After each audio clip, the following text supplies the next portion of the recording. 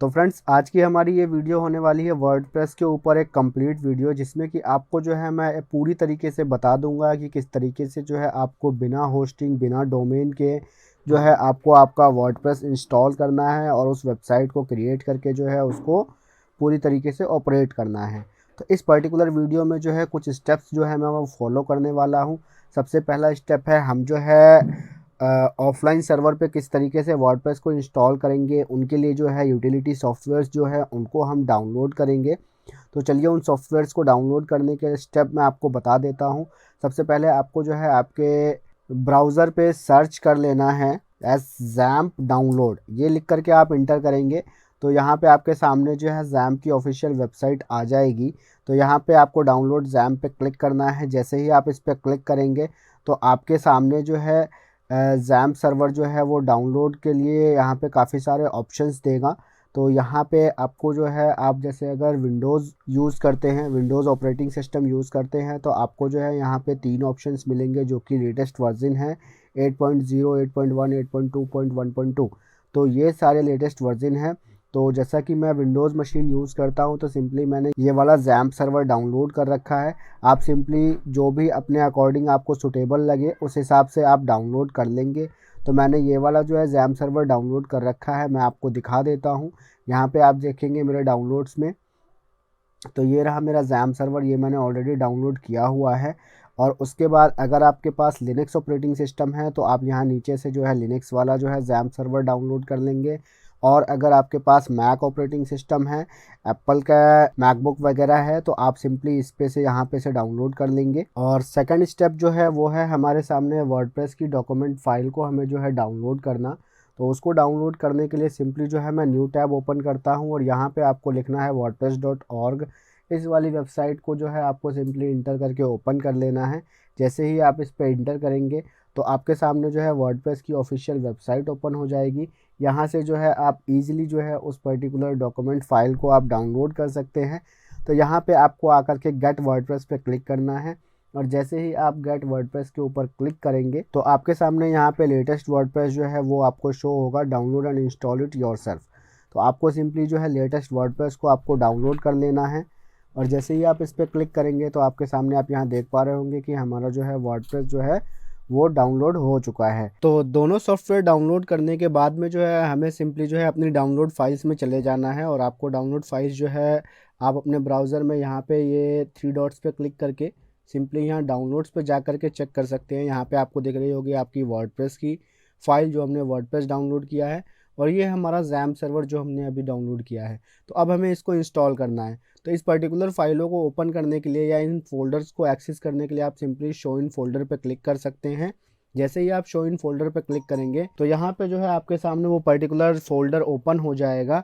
और जैसे ही वो फोल्डर ओपन होता है तो यहाँ से आप इंस्टॉल कर सकते हैं। अगर आपको जो है डायरेक्ट इस फोल्डर को यहाँ से एक्सेस नहीं करना है तो दूसरा मेथड भी मैं आपको बता देता हूँ। सिंपली जो है आपको अपने जो है माई कंप्यूटर को ओपन कर लेना है। जब आप अपने माई कंप्यूटर को ओपन करेंगे तो यहाँ पे आपको चले जाना है डाउनलोड्स में। डाउनलोड्स के अंदर में आपको सिंपली वो दोनों फाइलें दिख जाएंगी। तो सिंपली जो है मैं यहाँ से अब इसको इंस्टॉल कर लेता हूँ, क्योंकि हमें जो है सबसे पहले वर्डप्रेस को जो है चलाने के लिए जैम्प सर्वर चाहिए। और जैम्प सर्वर को इंस्टॉल करने के बाद जो है हम अपने वर्डप्रेस का सेटअप करेंगे। तो इसको मैं राइट क्लिक करता हूँ और इसको रन एज एडमिनिस्ट्रेटर करके हम इसको इंस्टॉल कर लेते हैं। तो जैसे ही आप रन एज एडमिनिस्ट्रेटर करेंगे तो आपके सामने कुछ इस तरीके का जो है पॉपअप रन होगा। ठीक है, पॉपअप शो होगा। आपको सिंपली जो है रन पे क्लिक करना है। और जैसे ही आप रन पे क्लिक करेंगे तो आपके सामने जो है अभी इंस्टॉलेशन विंडो ओपन हो जाएगी। तो आप यहाँ देख पा रहे होंगे हमारे सामने जो है ये सेटअप स्टार्ट हो चुका है। मैं फिर से येस पे क्लिक करता हूँ और उसके बाद ये नोटिस आपके सामने कुछ वार्निंग नोटिस इस तरीके से आएगा। इसको देख करके आपको घबराना नहीं है, सिंपली आपको ओके पे प्रेस कर देना है।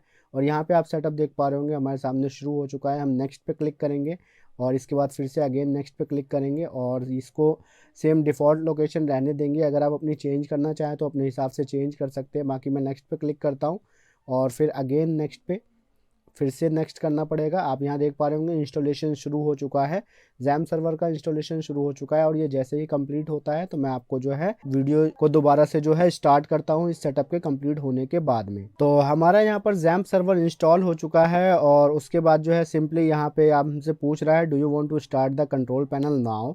तो आप जो है सिंपली इसको यहाँ से फिनिश करेंगे तो ये टिक है आपका यहाँ पे ये स्टार्ट हो जाएगा।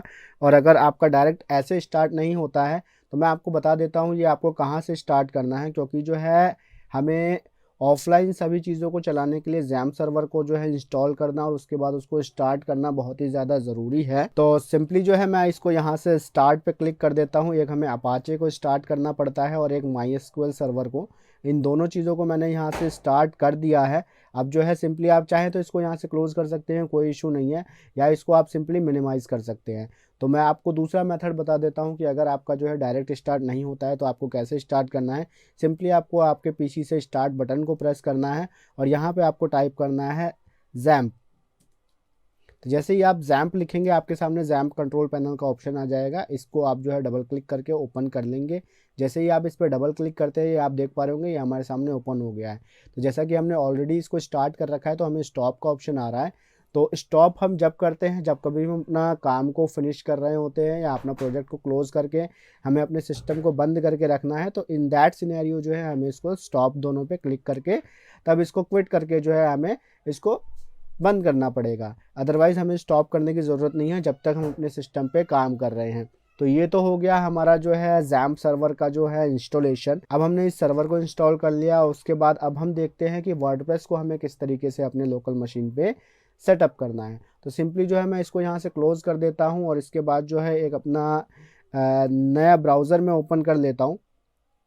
तो फ़िलहाल मैं यहाँ पे ओपेरा ब्राउज़र ओपन करने जा रहा हूँ। आप अगर चाहें तो अपने किसी और ब्राउज़र को ओपन कर सकते हैं। अब आपको सिंपली किसी भी ब्राउज़र को ओपन करने के बाद में लिखना है सिंपल से लोकल होस्ट। जैसे ही आप लोकल होस्ट लिखेंगे आपको इंटर प्रेस करना है।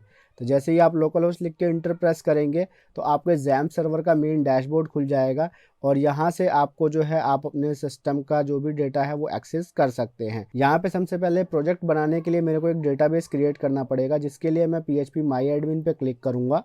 और जैसे ही मैं PHP MyAdmin पे क्लिक करता हूँ तो मैं हमारे जो है डेटाबेस के अंदर चला जाऊँगा और यहाँ पे जो है हम एक डेटाबेस क्रिएट कर लेते हैं। तो यहाँ पे आप न्यू का ऑप्शन देख पा रहे होंगे, आपको यहाँ पे न्यू पे क्लिक करना है और न्यू पे जैसे ही आप क्लिक करेंगे तो यहाँ पे आपको डेटाबेस का नाम देना है। तो मैं यहाँ पे लिख देता हूँ, तो मैंने यहाँ पे नाम डाल दिया डेटाबेस का DM एक्सपर्ट और सिंपली हम इस पे क्लिक कर देंगे। तो सिंपली हमने क्रिएट पे क्लिक कर दिया और जैसे ही हमने क्रिएट पे क्लिक किया तो यहाँ पे आप देख पा रहे होंगे हमारा DM एक्सपर्ट नाम से डेटाबेस क्रिएट हो चुका है। अब इसके बाद बारी है हमारे उस जिप फाइल को जो है एक्सट्रैक्ट करने की।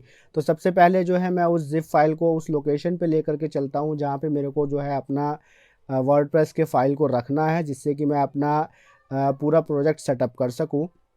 तो सबसे पहले मैं अपने डाउनलोड फाइल को ओपन कर लेता हूं। तो डाउनलोड फाइल को ओपन करने के लिए हम जाएंगे डाउनलोड्स के अंदर में और यहाँ पे जो है ये मेरी वर्डप्रेस की फ़ाइल है, इसको मैं कॉपी करके अब अपने XAMPP फाइल के सर्वर में चला जाता हूँ। यहाँ पे मैं माई कंप्यूटर पे क्लिक करूँगा, लोकल डिस्क C में जाना है हमें उस पर्टिकुलर फोल्डर को लोकेट करने के लिए और यहाँ पे आप देख पा रहे होंगे XAMPP, इसको आपको ओपन कर लेना है। तो XAMPP फोल्डर ओपन करने के बाद में सिंपली आपको यहाँ पे htdocs का फोल्डर दिख रहा होगा, आपको इस पर्टिकुलर फोल्डर को ओपन करना है और जैसे ही आप इस फोल्डर को ओपन करते हैं तो यहाँ पे जो है आप डायरेक्ट अपना प्रोजेक्ट फोल्डर पेस्ट कर सकते हैं या फिर जो है अपने रिलायबिलिटी के लिए आप जो है एक फ़ोल्डर बना सकते हैं जिसके अंदर आप सारे प्रोजेक्ट्स को रखेंगे। तो मैं अपने हिसाब से एक फ़ोल्डर बना लेता हूँ। मैंने एक वेबसाइट्स का फ़ोल्डर बना लिया है और इस वेबसाइट के फ़ोल्डर को हमें चेक करना है कि ये हमारा शो हो रहा है कि नहीं, तो मैं दिखा देता हूँ आपको कैसे चेक करना है। तो सिंपली आप यहाँ पे देख पा रहे होंगे, आपको जो है टाइप करना है लोकल होस्ट स्लैश वेबसाइट्स। जैसे ही आप इंटर करेंगे आपके सामने यहाँ दिख रहा होगा ये डायरेक्टरी अभी पूरी खाली है।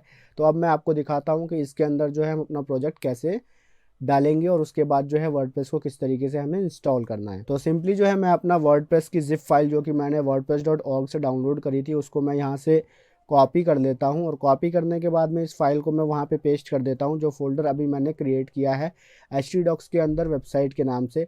इसको हम ओपन करेंगे और इसके अंदर इस फोल्डर को पेस्ट कर देंगे और पेस्ट करने के बाद में हमें इस फोल्डर को यहाँ पे एक्सट्रैक्ट कर लेना है। जिससे कि जो है हमारा इंस्टॉलेशन स्टार्ट हो सके। तो मैं इस पर राइट क्लिक करके इसको यहाँ पे एक्सट्रैक्ट कर लूँगा।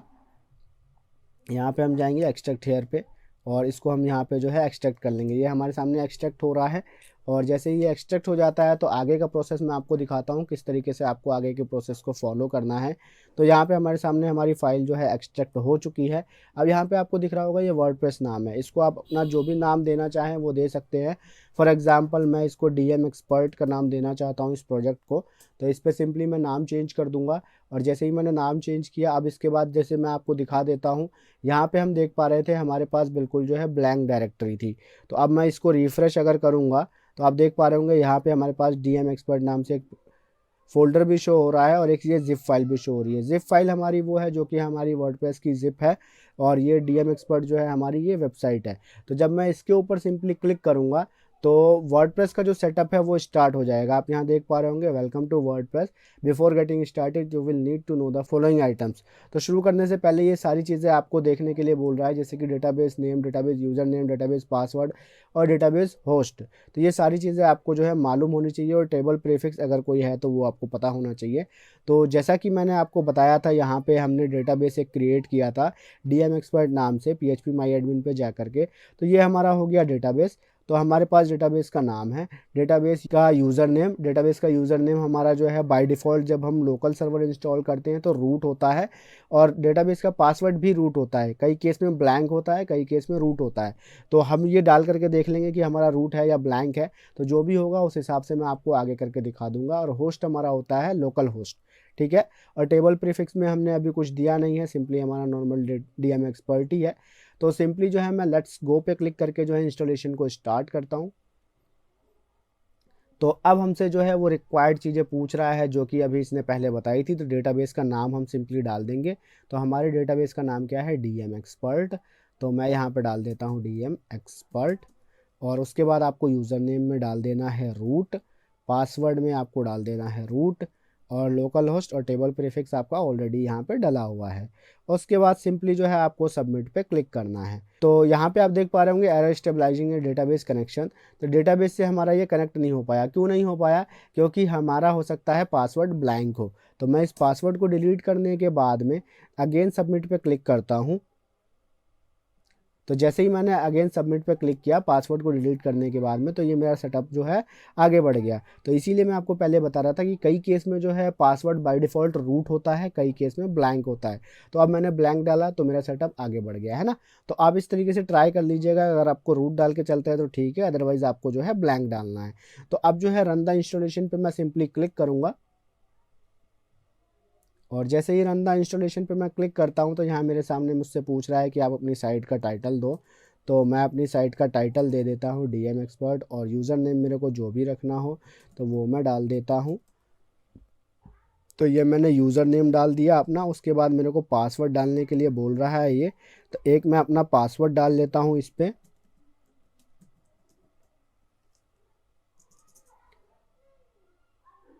तो मैंने अपना पासवर्ड भी डाल दिया है और उसके बाद जो है मैं यहाँ पे कंफर्म कर दूंगा। मेरे को बाद में चेंज करना हो तो मैं पासवर्ड चेंज कर सकता हूँ। और अगर आप चाहे तो अपनी ईमेल एड्रेस डालना चाहे तो यहाँ पे ईमेल एड्रेस डाल सकते हैं। और ये जो है सर्च इंजन विजिबिलिटी, आप अगर जो है अपनी वेबसाइट का साथ के साथ SEO करना चाहते हैं या आप चाहते हैं कि आपकी वेबसाइट को जो है सर्च इंजन देखे, तो आप जो है इस पर्टिकुलर ऑप्शन को टिक कर सकते हैं।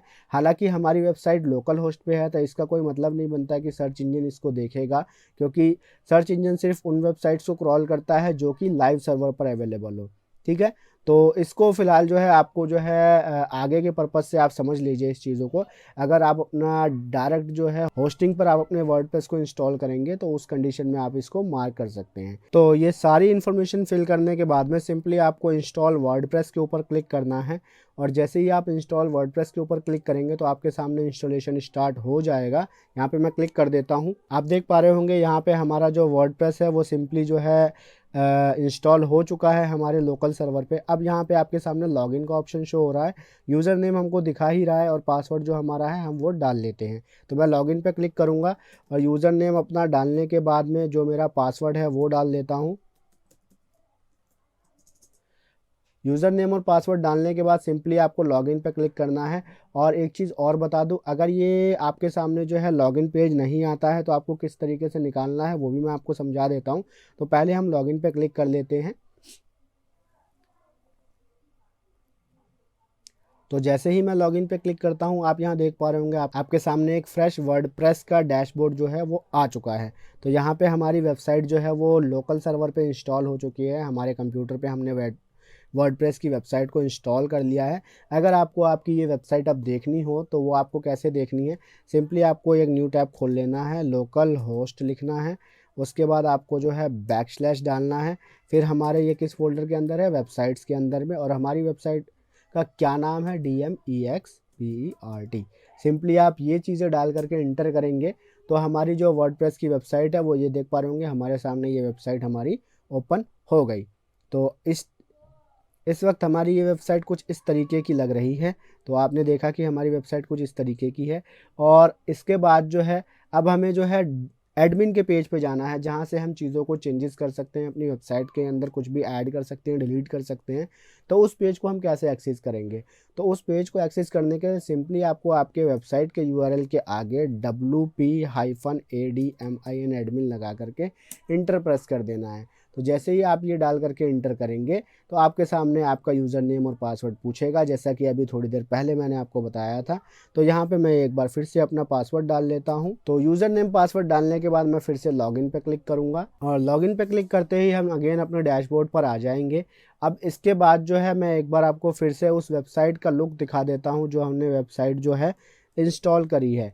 तो ये आप देख पा रहे होंगे हमारी जो अभी एग्जिस्टिंग वेबसाइट है वो कुछ इस तरीके की है। तो आज की इस वीडियो में हमने देखा और समझा कि किस तरीके से जो है हमें अपने वर्डप्रेस को अपने लोकल सर्वर, अपनी लोकल मशीन या अपने कंप्यूटर या लैपटॉप या डेस्कटॉप पे इंस्टॉल करना है। तो इसके बाद जो है नेक्स्ट अपकमिंग वीडियो में मैं आपको बताऊंगा कि किस तरीके से जो है आप अपनी वर्डप्रेस की वेबसाइट की फंक्शनैलिटी को चेंज कर सकते हैं। यानी कि ये जो व्यू आपको दिखाई दे रहा है, इस पूरी वेबसाइट को आप किस तरीके से एक अच्छी वेबसाइट बना सकते हैं। तो उसके लिए जो है हमें थीम को समझना होगा। तो थीम के सेक्शन को मैं नेक्स्ट वीडियो में कवर करूंगा। टिल देन, अगर आप पहली बार मेरे इस यूट्यूब चैनल पर आए हैं तो प्लीज़ इस चैनल को सब्सक्राइब कीजिएगा और बेल आइकन पर क्लिक कर लीजिएगा, ताकि जो है वर्डप्रेस से रिलेटेड, डिजिटल मार्केटिंग से रिलेटेड जो भी मेरी अपकमिंग वीडियोज़ हो वो आप तक पहुँच सके, उनका नोटिफिकेशन। और आपकी अगर कोई भी क्वेरी हो इस वीडियो से रिलेटेड या किसी और टॉपिक पर, तो आप जो है मुझे कमेंट करके कमेंट सेक्शन में पूछ सकते हैं। तो आज की इस पर्टिकुलर वीडियो में इतना ही। मिलता हूँ मैं आपसे अपनी नेक्स्ट वीडियो में। Till then, good bye.